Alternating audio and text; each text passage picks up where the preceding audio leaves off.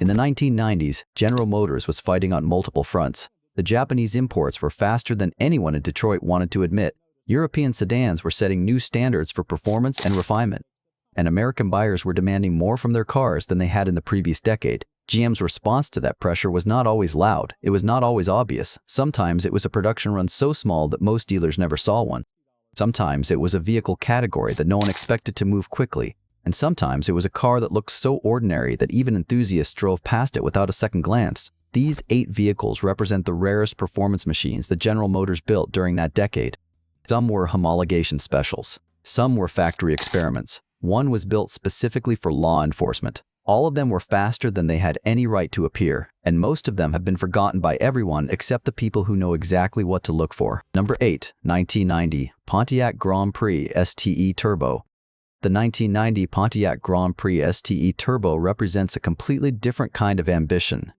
Pontiac's engineers looked at the turbocharged European performance sedan market and decided that GM could compete in that space. What they built was a front-wheel drive 4-door Grand Prix carrying a 3.1-liter turbocharged V6, producing 2,005 horsepower and 225 pound-feet of torque, paired to a 4-speed automatic transmission. 0 to 60 ran in under 7 seconds for a car that carried leather seating, a digital instrument cluster, a driver information center, and steering wheel-mounted controls. The technology content was genuinely advanced for an American production vehicle in 1990. Pontiac was building what they believed the market was moving toward, a refined, quick, feature-laden sedan that could stand alongside the German alternatives without requiring a German price. The market did not cooperate. Approximately 5,000 units were produced across the model's single year of availability before Pontiac discontinued the program entirely. The STE Turbo was too refined for traditional performance buyers, too unconventional for luxury buyers, and too expensive for the volume sedan segment. It occupied a space that the American market was not yet ready to accept. 3 decades later, it reads as a preview of performance sedan thinking that would eventually become mainstream. In 1990, it was simply canceled. Number 7, 1992 GMC Sonoma GT. The 1992 GMC Sonoma GT requires a moment to process because the vehicle category alone challenges expectations. GMC took a compact pickup truck and built a genuine performance variant from it. The Sonoma GT carried a 4.3-liter V6 engine fitted with a performance camshaft, a revised exhaust system, and a recalibrated engine management computer that pushed output to 195 horsepower and 260 pound-feet of torque. Power went to the rear wheels through a 4-speed automatic transmission. 0 to 60 took approximately 7 seconds. For a small pickup truck in 1992, that figure was not modest. GMC positioned the Sonoma GT as a more accessible alternative to the turbocharged all-wheel drive Syclone, which had earned significant attention the previous year but carried a price that removed it from most budgets. The GT offered similar visual restraint, no aggressive bodywork, no graphics, no obvious performance signaling, combined with real mechanical capability. Production totaled 86 units. All of them were built in 1992. Most wore black paint with gray lower cladding. The GT badges were subtle to the point of invisibility. The majority of these trucks were purchased and used as trucks, which means they were driven hard, neglected, and eventually discarded. The survival rate for clean, original examples is exceptionally low, which makes the Sonoma GT one of the most obscure performance vehicles in GM's entire 1990s catalog. Number 6, 1991 Oldsmobile Cutlass Calais 442 W41. The 1991 Oldsmobile Cutlass Calais 442 W41 is where this list takes its most unexpected turn. Oldsmobile built a homologation special for SCCA showroom stock racing using a 2.3-liter dual overhead cam 4-cylinder engine that could spin to 7,400 RPM. In the context of American muscle car tradition, that specification is almost disorienting. The W41 package included a revised engine computer calibration, shorter final drive gearing, a 5-speed manual transmission, stiffer suspension tuning, and the removal of power accessories to reduce weight. The car weighed just over 2,800 pounds. With 190 horsepower driving that mass, the driving character was sharp, loud, and genuinely demanding. This was not a comfortable car. It was a street-legal competition tool that happened to carry Oldsmobile badging. The visual distinction from a standard Cutlass Calais was minimal. A small badge and subtle exterior differences separated it from the base model. Production reached exactly 204 units. Oldsmobile built enough to satisfy homologation requirements and stopped. The W41 never built a broad following in its time because almost no one knew it existed. Today, locating a surviving example in original, unmodified condition is one of the more difficult tasks in 1990s GM collecting. Number 5. 1996 Pontiac Firehawk by SLP. The 1996 Pontiac Firehawk, built by Street Legal Performance, begins this list, and it begins it with a number that demands attention. In 1996, only 41 Firehawks were produced with the 6-speed manual transmission, not 4,100, not 410, 41 units. That figure alone places this car in a category that most collectors never even encounter. The Firehawk program itself had been developed through a partnership between Pontiac and SLP Engineering, a company that had earned its credibility building legitimate performance upgrades for F-body platforms. The package was not a cosmetic exercise. SLP installed a revised intake system, a catback exhaust, recalibrated suspension geometry, and Firehawk-specific badging on a foundation that was already the Trans Am. The result was 315 horsepower and 340 pound-feet of torque delivered through that 6-speed manual gearbox. 0 to 60 came in under 5.5 seconds. In 1996, that performance placed the Firehawk in direct competition with machinery that cost considerably more and carried considerably more prestige. The car's appearance gave nothing away. It looked like a Firebird. It sat like a Firebird. Most people who saw one assumed it was exactly that. Only the person behind the wheel understood the difference. The 41 6-speed examples built that year are now among the most sought-after F-body variants of the entire production run, and the number of survivors in unmodified condition continues to shrink. Number 4. 1991 Pontiac Firebird Formula 350 WS6. The 1991 Pontiac Firebird Formula 350 with the WS6 suspension package occupied a precise position in GM's performance hierarchy. It carried the 5.7-liter L98 V8 engine sourced from the Corvette, producing 245 horsepower and 345 pound-feet of torque. The automatic transmission was the only gearbox available with the 350 displacement that year, as the 6-speed manual was paired exclusively with the smaller 5.0-liter engine. 0 to 60 ran in approximately 6 seconds. But the WS6 package was not primarily about straight-line performance.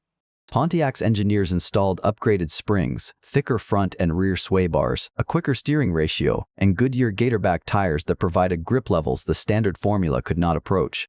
The result was an F-body that could manage corners with a composure that traditional muscle car buyers had not experienced from a production Pontiac. Visually, the formula was restrained, no rear wing, no ground effects package. A flat hood and a small badge were the only signals that this car was different from the base Firebird. The rarity stems directly from timing. 1991 was the final model year for the third-generation Firebird platform. Most buyers were holding their money for the incoming fourth-generation redesign. Demand for the outgoing platform collapsed, and production of the Formula 350 WS6 reflects that. Fewer than 500 were built. The number of survivors in unmodified, original condition is considerably smaller. Number 3. 1991 GMC Syclone. The 1991 GMC Syclone is the vehicle on this list with the most documented performance claim, and that claim has never been seriously disputed. GMC installed a 4.3-liter turbocharged V6 carrying forged internal components, an air-to-air intercooler, and a Mitsubishi turbocharger into a compact pickup truck body. Output was rated at 280 horsepower and 350 pound-feet of torque. The drivetrain routed that power through an all-wheel drive system with a transfer case biased heavily toward the rear. The result was a 0 to 60 time of 4.3 seconds. In 1991, that figure was faster than a Ferrari 348 and competitive with machinery that cost 3 to 4 times the Syclone's price. Road and Track documented those numbers. They were not press release estimates. GMC built 2,995 Syclones across a single model year. The truck was available in one color, black. It had minimal cargo capacity. It was priced above what most truck buyers expected to pay and configured in a way that made no practical sense as a work vehicle. It was, in the most literal sense, a performance machine built inside a truck body. The Syclone's reputation has grown steadily since production ended. Original, unmodified examples now command serious collector attention, and the documented performance numbers ensure that its place in 1990s automotive history is not disputed. Number 2. 1992 Buick LeSabre Grand Sport Prototype. The 1992 Buick LeSabre Grand Sport Prototype never reached production, and that absence is precisely what defines it. Buick engineers took the full-size front-wheel drive LeSabre platform, a car associated entirely with comfort and quiet transportation, and fitted it with a supercharged 3.8-liter V6 producing over 240 horsepower and 280 pound-feet of torque. The upgraded suspension, revised brakes, unique wheel and tire specifications, and exterior styling revisions were all developed and fitted to a small number of prototype units. Estimates place the build total between 3 and 4 vehicles. None were sold.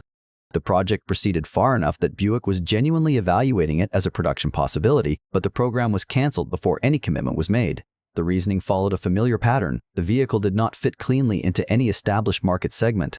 It was too performance-oriented for traditional LeSabre buyers, too large and too front-wheel drive for the performance sedan buyer, and too expensive to develop for the volume it might generate.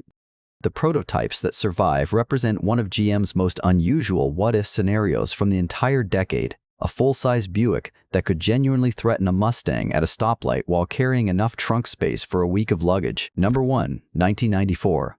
Chevrolet Camaro B4C Special Service Package. The 1994 Chevrolet Camaro B4C Special Service Package closes this list, and it does so as the most purposeful vehicle here.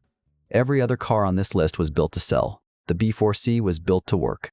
Chevrolet developed the package specifically for law enforcement agencies that needed a pursuit-rated performance vehicle.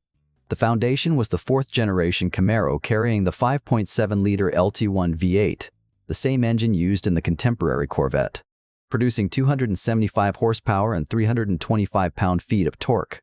0 to 60 ran in approximately 5.2 seconds. The B4C package added heavy-duty suspension calibration, engine oil cooling, four-wheel disc brakes, a heavy-duty alternator, and additional chassis bracing. These were not performance upgrades in the showroom sense.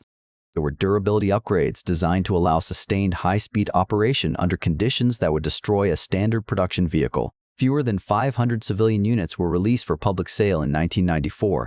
The remainder went directly to police departments across the country, where they were driven hard, maintained minimally, and eventually auctioned or scrapped at the end of their service lives.